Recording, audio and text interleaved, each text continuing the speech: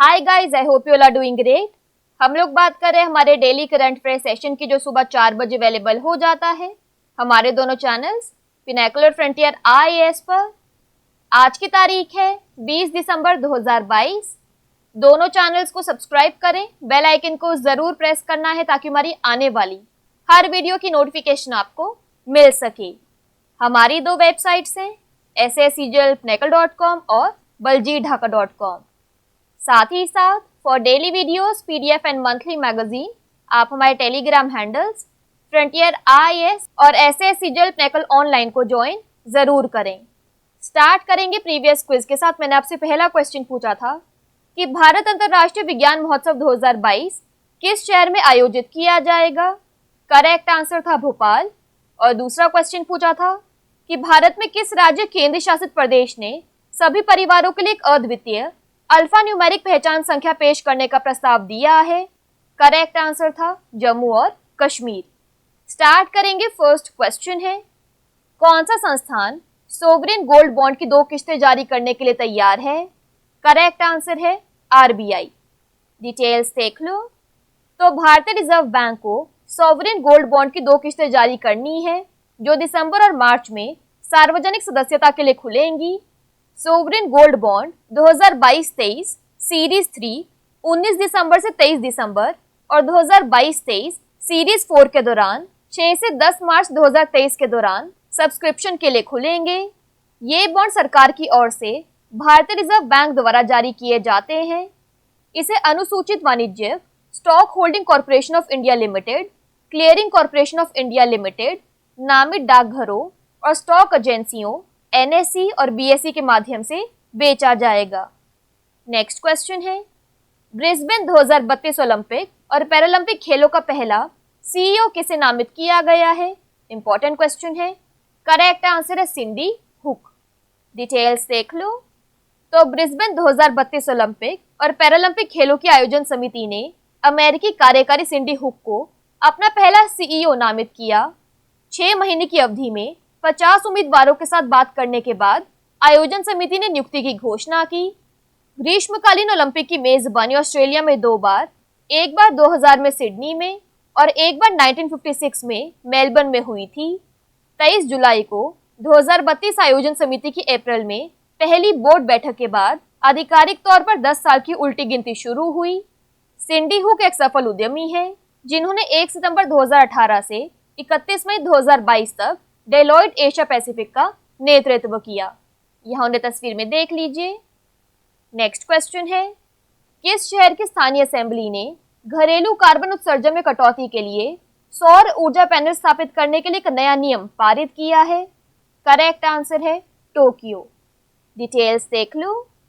तो जापानी राजधानी स्थानीय सभा ने एक नया नियम पारित किया जिसमें कहा गया था कि अप्रैल 2025 के बाद बड़े पैमाने पर घर बनाने वालों द्वारा टोक्यो में बनाए गए सभी नए घरों में घरेलू कार्बन उत्सर्जन में कटौती के लिए सौर ऊर्जा पैनल स्थापित करने होंगे।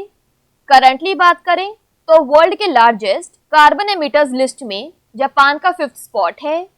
नए बने घरों के लिए इस नए नियम के लिए लगभग 50 प्रमुख बिल्डरों को 2000 वर्ग मीटर यानी 21,500 वर्ग फुट तक के घरों को नवीकरणीय ऊर्जा स्रोतों, मुख्य रूप से सौर पैनलों से लैस करने की आवश्यकता है। बात करें यहाँ पर जापान की तो इसकी कैपिटल है टोक्यो, करेंसी है येन। नेक्स्ट क्वेश्चन है, भारत जल प्रभाव शिखर सम्मेलन का मेजबान कौन सा शहर है। करेक्ट आंसर है नई दिल्ली। डिटेल्स देख लो। तो केंद्रीय जल शक्ति मंत्री गजेंद्र सिंह शेखावत ने नई दिल्ली में भारत जल प्रभाव शिखर सम्मेलन के 7वें संस्करण का उद्घाटन किया।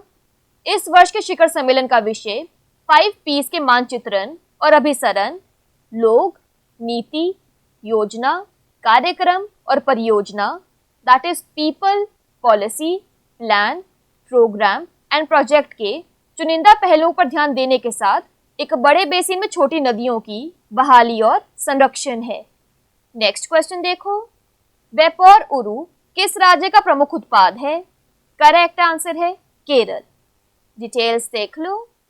तो केरल के कोझिकोड जिला पर्यटन संवर्धन परिषद ने प्रसिद्ध वेपोर उरु नाव के लिए भौगोलिक संकेत जीआई टैग के लिए आवेदन किया है। यह एक लकड़ी का जहाज या नौकायन पोत है जिसे बेपोर केरल में कुशल कारीगरों और बढ़ई द्वारा दस्तकारी की जाती है।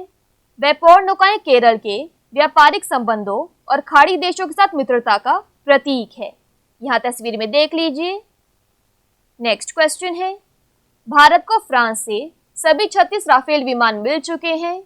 भारत ने फ्रांस के साथ यह समझौता किस वर्ष किया था? करेक्ट आंसर है 2016। डिटेल्स देख लो। तो सभी 36 राफेल विमान फ्रांस द्वारा भारत को सौंपे गए। भारतीय वायुसेना के अनुसार फ्रांस से उड़ान भरने के बाद विमान को संयुक्त अरब अमीरात वायुसेना के टैंकर विमान से थोड़ी देर के लिए मध्य उड़ान में ईंधन भरना पड़ा। भारत और फ्रांस ने 2016 में अंतर सरकारी समझौते पर हस्ताक्षर किए थे, जिसके तहत पेरिस भारत को लगभग 60,000 करोड़ रुपए की लागत से 36 राफेल लड़ाकू जेट प्रदान करने पर सहमत हुआ था। 5 राफेल जेट विमानों का पहला जत्था 29 जुलाई 2020 को पहुंचा। भारत ने फ्रांस से खरीदे गए 36 राफेल विमानों में से 35 पहले ही भारत आ चुके हैं। वे हासीमारा पश्चिम बंगाल और अंबाला हरियाणा में तैनात है। यहाँ तस्वीर में देख लीजिए। नेक्स्ट क्वेश्चन है, 2022 के world wide cost of living index के अनुसार कौन सा शहर दुनिया का सबसे महंगा शहर है? करेक्ट आंसर है न्यूयॉर्क। वैसे तो ये सभी सिटीज मोस्ट एक्सपेंसिव सिटी के अंडर आती है, लेकिन क्वेश्चन में हमें नंबर 1 पूछा है, तो इन दैट केस आपका आंसर करेक्ट है न्यूयॉर्क। डिटेल्स देख लो। तो इस वर्ष के लिए economist intelligence unit world wide cost of living index के अनुसार न्यूयॉर्क और सिंगापुर दुनिया के सबसे महंगे शहर हैं। बात कर लेते हैं टॉप 10 की। तो New York USA, Singapore, Tel Aviv Israel, Hong Kong चीन, Los Angeles USA, Zurich Switzerland, Geneva Switzerland, San Francisco USA, Paris France और कोपेनहेगन डेनमार्क। नेक्स्ट क्वेश्चन देखो। तो पीएम नरेंद्र मोदी और कई केंद्रीय मंत्रियों ने सरदार वल्लभ भाई पटेल जी को उनकी 71वीं पुण्यतिथि पर श्रद्धांजलि दी। वह भारत के पहले डैश थे। करेक्ट आंसर है उप प्रधानमंत्री यानी डिप्टी प्राइम मिनिस्टर। डिटेल्स देख लो। तो प्रधानमंत्री नरेंद्र मोदी और कई केंद्रीय मंत्रियों ने सरदार वल्लभ भाई पटेल जी को उनकी 71वीं पुण्यतिथि पर श्रद्धांजलि दी, यह कहते हुए कि देश हमेशा उनका आभारी रहेगा। पीएम मोदी ने कहा, सरदार पटेल को उनकी पुण्यतिथि पर याद कर रहे हैं। भारत उनकी महान सेवा, उनके प्रशासनिक कौशल और हमारे राष्ट्र को एकजुट करने के अथक प्रयासों के लिए हमेशा उनका आभारी रहेगा। सरदार या वल्लभ भाई जावेर भाई पटेल एक भारतीय नेता थे। 1947 से 1950 तक वह भारत के पहले उप प्रधानमंत्री थे। वह एक बैरिस्टर और भारतीय राष्ट्रीय कांग्रेस के प्रमुख नेता थे, जिन्होंने देश के स्वतंत्रता आंदोलन का नेतृत्व किया और एक एकल स्वतंत्र राष्ट्र में इसके एकीकरण का मार्गदर्शन किया। वह भारतीय राष्ट्रीय कांग्रेस के रूढ़िवादी विंग के सदस्य थे। यहाँ उन्हें तस्वीर में देख लीजिए। नेक्स्ट क्वेश्चन है, सरकार ने निम्नलिखित में से किस वस्तु के लिए जीआई लेबल को मंजूरी दी है? करेक्ट आंसर है उपरोक्त सभी, यानी गमोसा, तंदूर रेड ग्राम और खुबानी किस्म यानी एप्रिकॉट वैरायटी। डिटेल्स देख लो।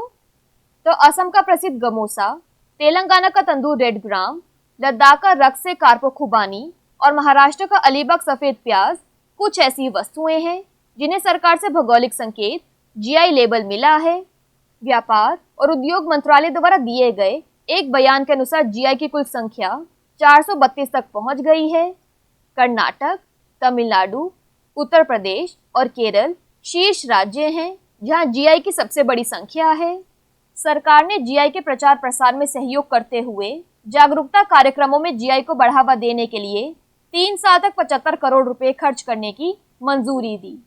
लास्ट क्वेश्चन है आज के सेशन के लिए, किस देश के रेहान अहमद डेब्यू करने वाले देश के सबसे कम उम्र के टेस्ट क्रिकेटर बन गए हैं? करेक्ट आंसर है इंग्लैंड। डिटेल्स देख लो।